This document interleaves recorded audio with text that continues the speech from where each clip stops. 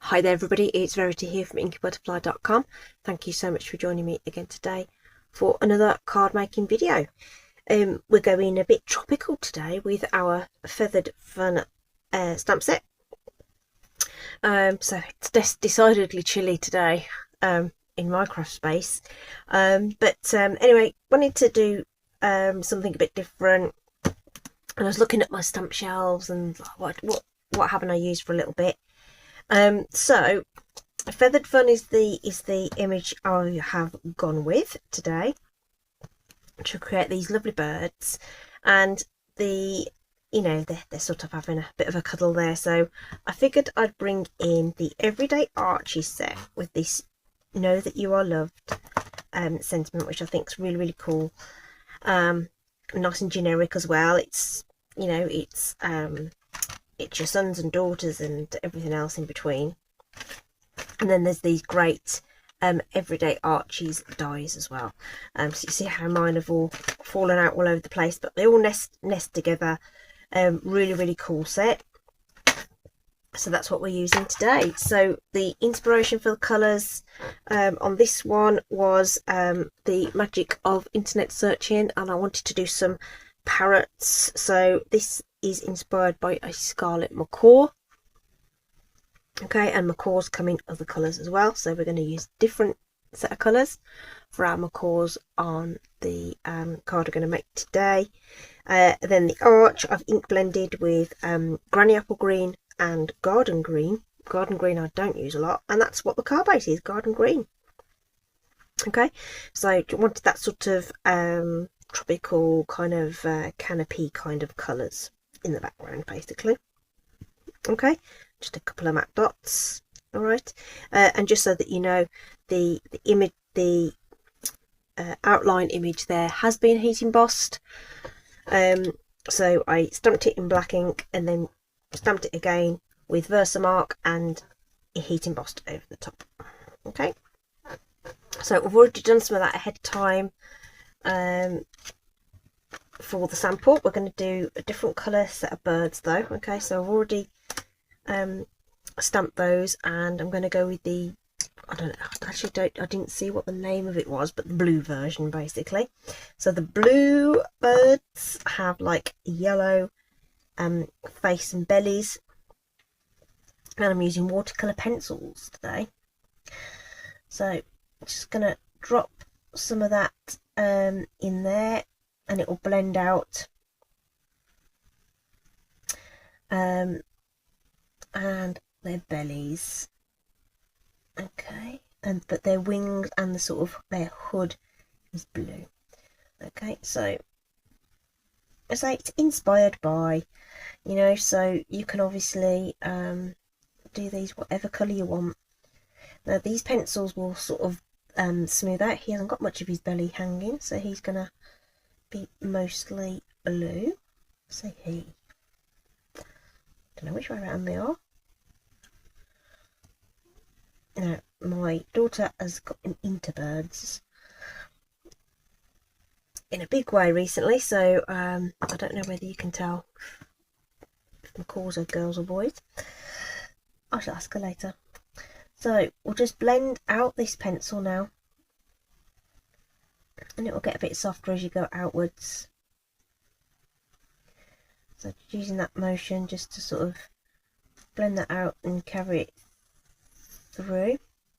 So that one's a bit funny because it's sort of bent its head around. So we'll just blend it in the other feathers. So just those nice circular motions with these. This is the blender pen. Got no idea what is inside these, but it works some kind of magic with our watercolour pencils to really blend out all those lines, but it dries almost instantly. This is actually the willow white as well, so the willow white doesn't really want to have lots of water on it, but this stuff is just fine. It doesn't pill as long as you don't go over the same area too much. Okay, so all those pencil lines have all disappeared on there. And then I've pulled out Night of Navy. Which one was that actually? Was it Daffodil Delight? Yeah, Daffodil Delight. There's 2 sets of watercolour pencils. I've got no idea which set each one of these is in.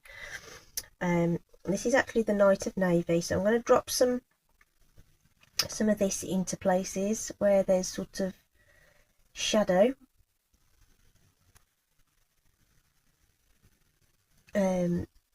Along here, and then add some of the lighter blue in there as well. So this one's got like all these sort of layered feathers, so drop some of that in there. Oh, that's the back of that bird's feathers, so I'll make that one nice and dark because it's in the back, and we'll just put a little bit of the dark on this one, and then we'll pop in Balmy Blue into some of the areas, so you can actually blend the pencils in as well as you go. Might get meowed at in a minute because my cats have decided I am late giving them their dinner, so you might hear them telling me off in a minute. Oh no, she's wandered off again. Okay, that's fine. I thought I was about to get shouted at. Almost forgot the tops of the heads there. So again, not filling it all in. Ooh, gotta do this bit. I might put a bit of the dark in that bit there. Not filling the whole thing in, and then using another blender pen. I've got 3 of these. They're double-ended, and whilst the colour doesn't, you can scrub off the colour. It will go look clear, but they stain, and honestly, there's no point having lots of them if you really don't need them. But I have 3 of them, which gives me 6 nibs. In fact, they come in a pack of 3, I think. You can check the website. The links will be in the description. So I'm just going to use that there. That I'll have to blend out a little bit. In fact, I might just take off some of that and just blend that yellow in a little bit. So don't go over the same area too much, because you will get some pilling.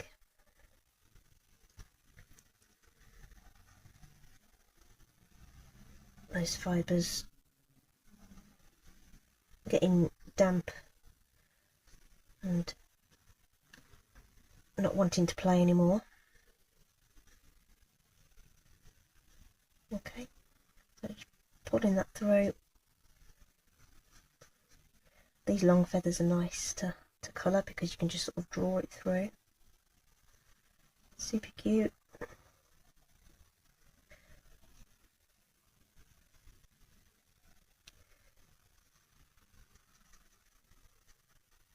And it's nice and quick. So I've done a few of these birds. I think I did do some bluebirds with some blends. A little bit of back as well.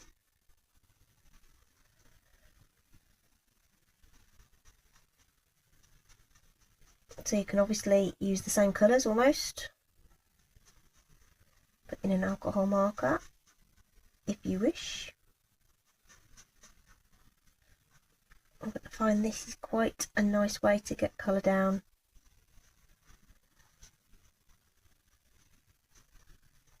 Reasonably quickly.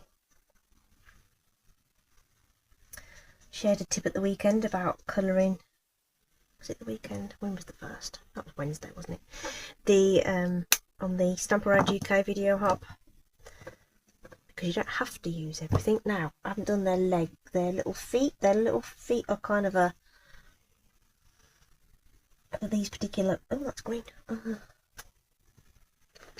on, let me get my the other pencils out.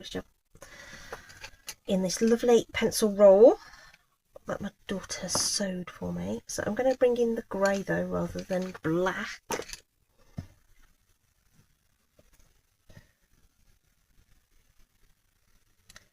Okay, we'll just colour that in. I'm not even going to bother blending those out. So these ones are going to look completely different. Okay, but aren't they cute? So you can really go to town with the colours on these, can't you? Right, you know, these are, you don't have to make them accurate to life. You can do whatever you want. So I'm going to use my my lovely Stampin' Snips. Stampin' Snips unfortunately aren't available anymore. I'm sure there'll be alternatives soon, but right now these aren't available, which is such a shame. They cut, they're so sharp and cut all the way to the point, and they're great for just obviously cutting out these images, and you can get really close because the blades are so sharp. So I actually tried one of my other pairs of scissors that I used to use, and I just couldn't get quite close enough. Well, not as close. It didn't look bad. It was just wasn't as close as I know I can get with these.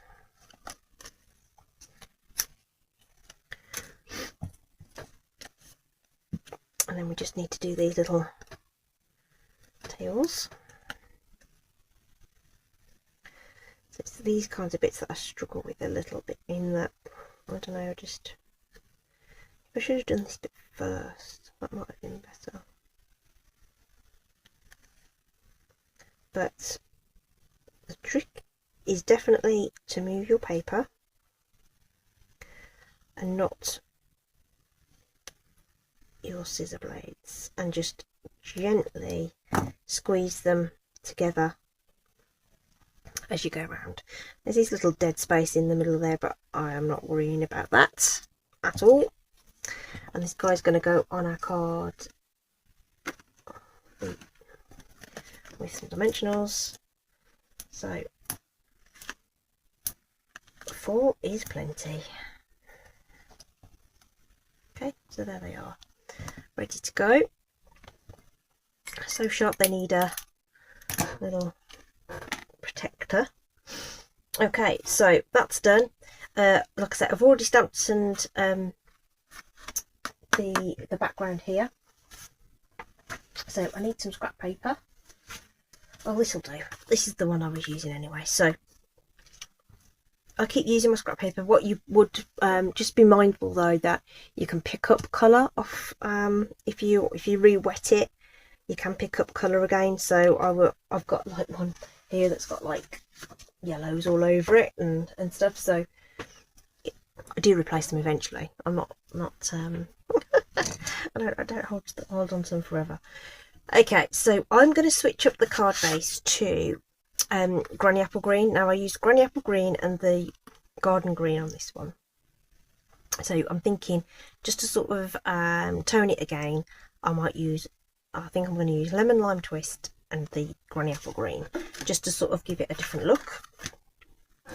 So we'll start with the Lemon Lime towards the top.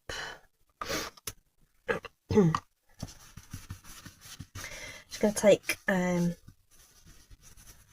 bit of that off, because I used the Granny Apple the last time on that. So in fact I might turn it over. This is only like some scrap copy paper or something that I've had lying around.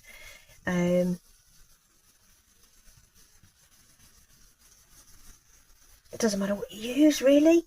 Obviously there is grid paper that you can purchase, which is really useful for lining things up as well. So that's our Lemon Lime, another colour I don't use a lot of. And then we'll bring in Granny Apple at the bottom. So we're going into a darker ink, so it's not as crucial that you clean off your brush. But you want the ink that you're picking up to actually represent the colour properly. So you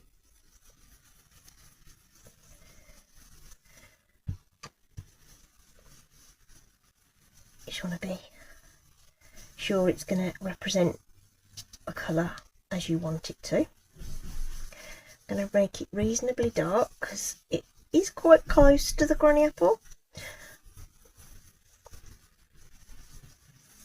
Okay, but I think there is that nice gradient, so if I put that against that background now, I think you can see that's quite pretty. Okay, lovely. I'm very happy with that.